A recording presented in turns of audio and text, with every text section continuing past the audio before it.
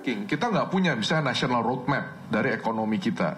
Kita nggak punya sebuah lembaga yang mengkoordinasikan secara tersentral mengenai kemana arah ekonomi digital kita. Termasuk di dalamnya adalah bagaimana terus mendorong penguatan dari keamanan digital kita, selain bahwa kita tentu sekarang sudah ada BSN. Nah, ini yang saya kira sekali lagi menegaskan bahwa positioning Mas Ganjar sama sekali tidak akan membatalkan, mengubah, bukan hanya melanjutkan, tapi akan melakukan perbaikan-perbaikan dari yang sekarang sebetulnya kalau didorong lebih lanjut, itu saya kira dampaknya akan lebih besar, akan lebih positif dari yang kita lihat sekarang. Nah, saya ingin menutup dengan pertanyaan terakhir soal proyek. Nah, saya kembalikan ke teman-teman media dan masyarakat. Mari kita lihat track record dari ketiga calon. Kira-kira siapa calon yang paling punya track record, supaya jangan proyek-proyek yang ditujukan untuk meningkatkan kemaslahatan dan kesejahteraan masyarakat luas, khususnya saudara-saudara kita yang ada di lapisan terbawah, tidak berakhir dengan mega korupsi seperti yang kita lihat sekarang. Buat saya pribadi, saya melihat orang yang mampu menjawab kekhawatiran dari pertanyaan tadi adalah Mas Ganjar dan Prof. Mahfud. Saya kira kita lihat bisa dengan sangat jelas track recordnya bagaimana sepak terjang Mas Ganjar di Jawa Tengah, ya kan? Sepak terjang beliau memberantas pungli, dan itu punglinya tuh langsung dirasakan untuk semua sopir-sopir truk di Jawa Tengah.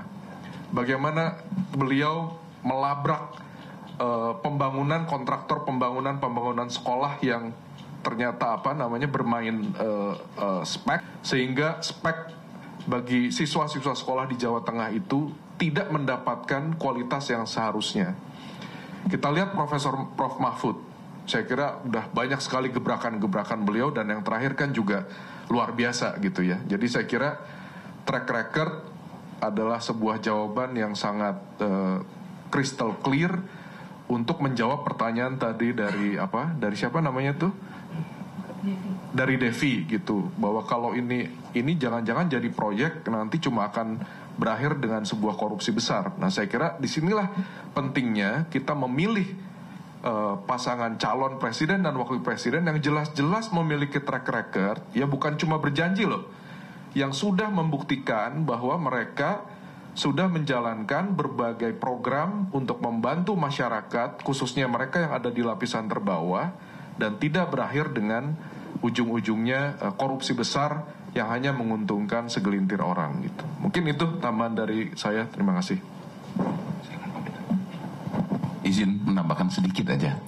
Kalau tadi terkesan ada pertanyaan tadi, kekhawatiran bahwasanya digitalisasi itu justru mempersulit yang menerima bansos, ya, karena namanya digitalisasi, orang miskin kok secara digital yang mungkin akan menyulitkan mereka. Digitalisasi memang memiliki kompleksitas, ya, tetapi kompleksitas itu bukan di penerima, ya. Digitalisasi yang kita bangun, kartu sakti ini kan yang dibangun adalah dari sisi pemerintahnya. Dan perlu kita ingat bahwasanya apa yang dilakukan dalam membangun kartu sakti ini sebenarnya hanya mengintegrasikan dari upaya-upaya yang sudah dilakukan dan memang harus kita lakukan ke depannya, yaitu menata data kependudukan. Kan data kependudukan itu tanpa kita ngomongin bansos pun harus kita lakukan, ya. Dan itu di tengah era digitalisasi yang sekarang ini tidak mungkin kita elakkan, ya. Digitalisasi adalah sebuah keniscayaan.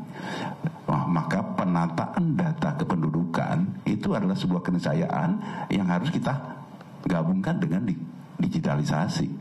Dan kompleksitas itu ada di pemerintah, ya. Tapi manfaat dari digitalisasi, yang pengintegrasian data kependudukan itu besar sekali. Kalau kita bicara tentang korupsi misalnya, korupsi yang didasarkan karena data kependudukan yang tidak tepat, ya, penyalahgunaan bansos yang sudah terjadi selama ini, itu besar sekali. Jadi manfaat kita kalau kita bisa memperbaiki data kependudukan yang kemudian berujung kelancaran dan efektif, ketepatan di dalam penyaluran bansos, manfaatnya jauh lebih besar, ya, dengan kerumitan biaya-biaya yang harus kita tanggung di dalam kita membangun kartu sakti tersebut. Ya. Nah, kalau kartu sakti itu sudah terjadi, yang seperti disampaikan oleh tadi, maka tidak ada kesulitan bagi penerima, karena justru memudahkan dari pemerintah di dalam menyalurkan, dan kemudian kemudahan juga bagi penerima. Karena dengan sistem yang sudah sangat canggih, terdigital, ya, maka identifikasi siapa yang berhak menerima, kemudian tadi juga disampaikan oleh Mas Kara, kita menghilangkan para perantara, itu semuanya mempermudah siapa? Mempermudah penerima. Ya, ini karena nanti akan mudah dikaitkan dengan mekanisme, misalnya apakah itu dalam bentuk rekening atau dalam bentuk apapun, sehingga proses yang tadinya harus kompleks, rumit, menjadi lebih mudah di dalam membantu penerima. Ya, jadi tidak perlu ada kekhawatiran apakah kartu sakti ini nanti akan menyulitkan penerima, karena penerima mungkin taruhlah ya, penerima kan nggak punya alat canggih untuk menerimanya. Ya, penerima nggak perlu punya alat canggih, ya, karena yang penting bagi pemerintah sebenarnya di dalam identifikasi siapa yang berhak menerima. Dengan kartu sakti tersebut, pemerintah lebih mudah mengidentifikasi siapa yang berhak menerima, dan oleh karena itu saluran itu, penyalurannya menjadi akan lebih mudah dan lebih tepat sasaran. Mungkin itu aja tambahan dari saya. Baik, terima kasih Pak Peter. Demikianlah konferensi pers pada sore hari ini, rekan-rekan sekalian. Memang kuncinya ini tadi ada pada disrupsi teknologi dan situasi yang berubah, masyarakat post-COVID ya, pasca COVID. Dan saya pikir dengan adanya digitalisasi yang sangat upgradable seperti ini, tentu rakyat akan menyambut dengan baik, dan justru akan memudahkan segalanya. Kita inginnya memberikan segala yang terbaik untuk rakyat, begitu.